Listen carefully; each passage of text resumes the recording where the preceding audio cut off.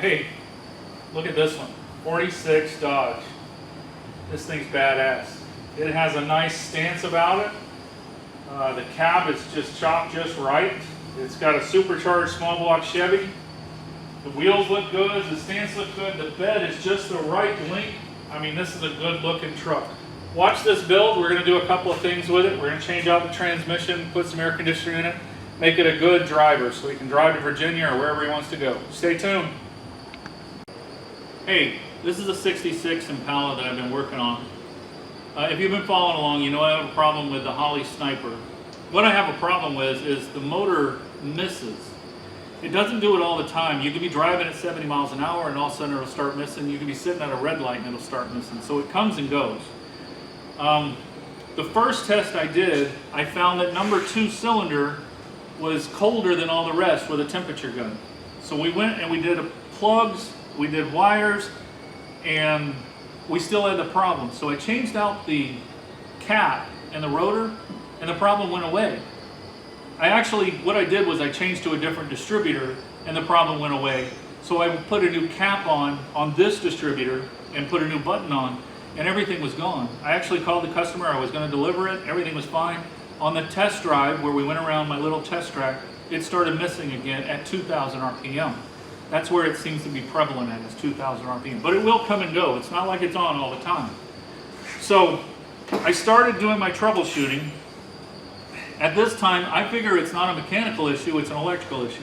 So I started with the MSD 6AL, which I told you in one of the previous videos. That's where I thought it was. Called up MSD, they gave me several checks. Basically it works or it doesn't. The only thing that it could be is a noise interference, they said. So I took all the wires out of this and I ran them independent from any other wires. So they weren't crossing, running parallel, or anything with any other wires. I actually had a different coil. We put a different coil in there. Nothing changed. It still missed at 2,000. So I'm like, damn, what is it? So I take out the distributor. I put in my HEI distributor, which I troubleshooted before. It's still got the problem. The problem's still here. I don't know what it is now. So now I call up HOLLEY. HOLLEY gives me some tests. HOLLEY takes some data log. HOLLEY tells me the alternator is giving a weird output. By the way, I've already replaced all the grounds in this car with new bolts, cleaned off the grounds. I found one of the grounds that was broke, so I replaced that. I put star washers and dielectric grease on all the grounding points. I disconnected the alternator. The car has a stereo. I disconnected it by taking the fuses out. So I wasn't getting any noise interference from them. I rerouted the wires from both the HOLLEY and the MSD, so they run straight to the battery. They ran to this fuse over here. Now they run straight to the battery. So I'm not getting any noise. Noise seems to be the biggest problem that both HOLLEY and MSD talk about, is they cannot run parallel with anything that makes noise. So the spark plugs and the wires are radio frequency, whatever you call it, RF wires and plugs.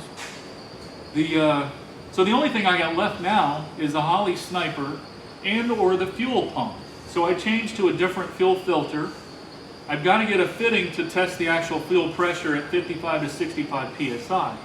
That's where I'm at. So I put the original distributor back in, rephased the cap. I still have the miss. I call up HOLLEY. I'm talking to a guy that's had 35 years experience. I don't know how many years, but a lot of experience. He tells me to go back to the spark plug to find out which header is cold. Well, that's original, what I started with. So he tells me to go back to it, and lo and behold, number 2 is colder than all the rest. That's where I started, that's where I began. But I thought I was past that when I put the cap on. So I thought I was past the mechanical problem. We've done a compression test. We did a valve adjustment, but I'm going to go back and I'm going to check again, because I did that in the beginning to fix the problem. When we put the cap on, I was going to deliver a car, but the problem came back. That's why I thought it was electrical. I'm now back to pulling this valve cover off, and I'm going to check that spring. Maybe the spring's broke, maybe the lifter's collapsed, maybe I'm having some kind of problem in number 2. We've already changed the spark plug, we've changed the wire several times, I've changed it with other ones, and the problem's still there at 2,000 RPM. So stay tuned. That just gives you a little backstory of what's going on. HOLLEY has said they'll take the Sniper back and they'll give it a good clean bill of health and send it back to me, or send me a new one if I need it. But I'm going to follow through with this mechanical and find out why number 2 cylinder is colder than all the rest. It's firing. Obviously, it's an intermittent problem, but that's where I'm at. So stay tuned. We'll see if we can figure this out.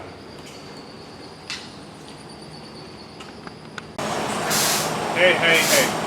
Here's Gus. We're starting to take it apart. So we got the running board to come off. We had to separate it from the rear fender. We had to separate it from the mounts. These mounts are actually welded to the frame, so we had to cut them off so we could get the running board off. If you come around, I've got the interior coming out too. So there's a lot going on inside as well. So we've got the floors already out, we've got the seat out, we've got the gas tank out. So we're going to get this cab off. If you come over here, can you hear that? So we've got some, you know, extra farm equipment holding this thing on. So this is a big 1/4-inch plate, and it looks like it's welded to the frame and welded to the fender. So we're having a little time getting it apart. We got to actually do some cutting. It's not just unbolting. She's not giving up her old frame, or he's not giving up his old frame. So I'm trying to convince him that we're going to get this thing right. So here is Helleanor. We are welding the rear wing onto the trunk. Obviously the quarter panels are getting their wing fitted too. We're using an 1/8-inch round rod to finish off the top of the metalwork so that it's not lethal. It won't cut you if you go to close the trunk. So follow me around. We'll walk around to the back and see what he's up to.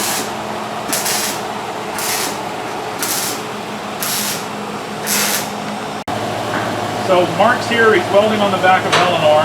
We're welding in the wing, doing some finishing welding, and we'll grind all this into shape. So that finishes off. This is the old wing, and this is the new wing.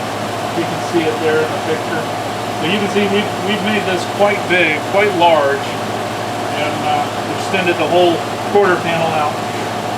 So stay tuned, because we are working on Helleanor. Hopefully we'll get to the front end and start working on the front this week.